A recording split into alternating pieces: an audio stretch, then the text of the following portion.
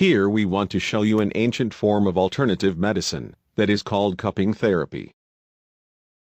A therapist is putting these special cups on the skin for a few minutes to create suction. This therapy can be used for many purposes, for instance to help with pain, inflammation and also as a massage.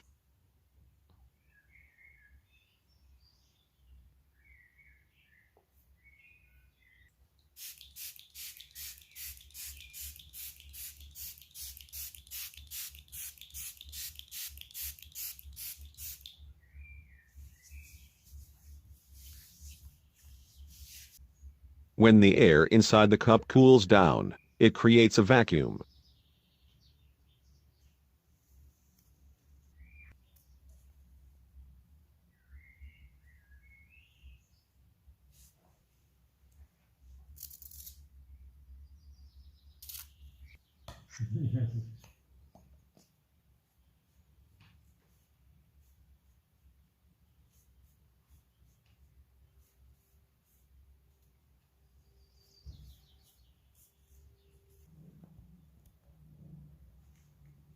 The cup is usually left in place for maximum a few minutes.